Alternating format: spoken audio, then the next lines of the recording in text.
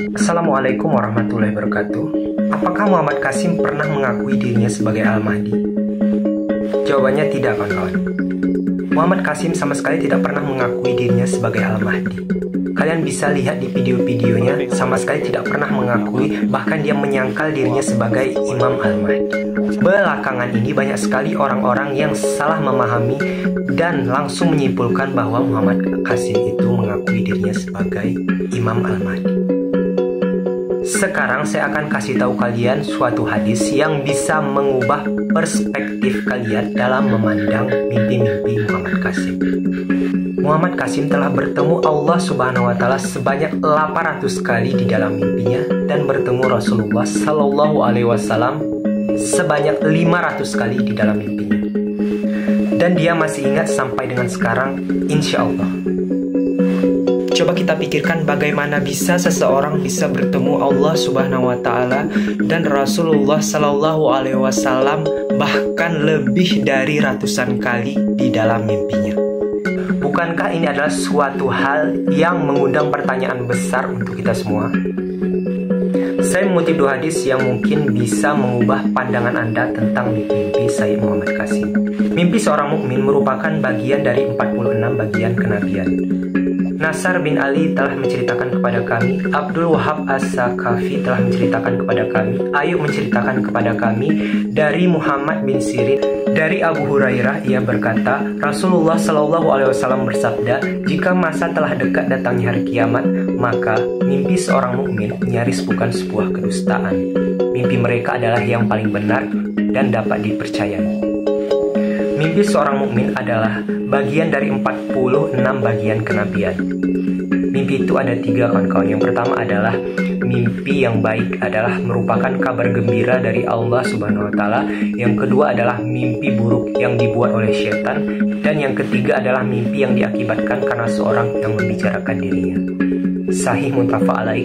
Abu Isa berkata hadis ini sahih. Kalian pasti pernah baca tentang hadis terkait sabda Rasulullah SAW, siapa saja yang melihatku di dalam mimpi, maka dia benar-benar telah melihatku. Muhammad bin Bashar menceritakan kepada kami, Abdurrahman bin Mahdi menceritakan kepada kami, dari Abu Ishaq, dari Abu Al-Ahwas, dari Abdullah, dari Nabi Sallallahu Alaihi Wasallam, beliau bersabda, siapa saja melihatku dalam mimpinya, maka sesungguhnya ia benar-benar telah melihatku. Sesungguhnya syaitan tidak dapat menyerupai diriku. Sahih Ibnu Majah 3900. Berdasarkan hadis yang saya sebutkan tadi, kira-kira mimpi Muhammad Qasim ini termasuk kategori yang mana, kawan-kawan? Bagi kalian yang sudah membaca atau meneliti mimpi-mimpi Sayyid Muhammad Qasim, seharusnya kalian sudah tahu dong bahwa mimpinya itu mengandung sebuah peringatan dan kabar gembira dari Allah Subhanahu wa Ta'ala dan Rasulullah Sallallahu Alaihi Wasallam kepada seluruh umat Islam. Seperti bagaimana ditampakkan oleh Allah Subhanahu wa Ta'ala kepada Muhammad Qasim tentang peristiwa-peristiwa yang akan terjadi di masa depan. Kita ambil salah satunya, seperti Perang Dunia Ketiga. Baru-baru ini banyak sekali telah terjadi peperangan seperti Perang Ukraina dan Rusia dan Palestina dan Israel. Dan di dalam mimpi Sayyid Muhammad Qasim sudah diperlihatkan tentang bagaimana peristiwa itu akan terjadi di masa depan. Seperti kapan dimulainya peperangan dunia ketiga, di mana lokasi dan bagaimana akhir dari peperangan tersebut.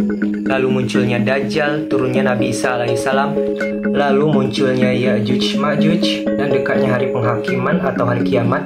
Semua peristiwa yang akan terjadi di masa depan sudah diperlihatkan atau dikabarkan dalam mimpi Sayyid Muhammad Qasim. Jadi dapat kita simpulkan sendiri bahwa Muhammad Qasim sama sekali tidak pernah mengakui dirinya sebagai Al-Mahdi, melainkan ini semua adalah sebuah pengkabaran yang murni dari Allah Subhanahu wa Ta'ala dan Rasulullah Sallallahu Alaihi Wasallam kepada kita sebagai umat akhir zaman. Dan tugas Muhammad Qasim ini salah satunya hanya menyampaikan kabar ini kepada kita semua umat Islam. Dan juga mimpi Muhammad Qasim ini merupakan bentuk kasih sayang Allah Subhanahu wa Ta'ala kepada kita, umat akhir zaman. Jadi jangan sampai kita melewati kabar gembira ini, kawan-kawan. Ayolah ikro, kawan-kawan, bacalah. Selebihnya wallahu alam. Subhanallah wa bihamdihi, subhanallahil azim. Assalatu wassalamu alaika ya Rasulullah Muhammad sallallahu alaihi wasallam. Jadi tunggu apa lagi kawan-kawan? Bagi kalian yang belum tahu sama sekali mimpi-mimpi Syekh Muhammad Qasim, harus cek mulai dari sekarang. Karena kabar ini tiada lain adalah untuk memberitahu kepada kita semua bahwa dunia ini sudah sangat-sangat sedikit sekali waktunya kawan-kawan. Dan ini demi kebaikan kita bersama. Semoga kalian bisa memahami hal ini. Sekian. Assalamualaikum warahmatullahi wabarakatuh. Jazakumullah khair.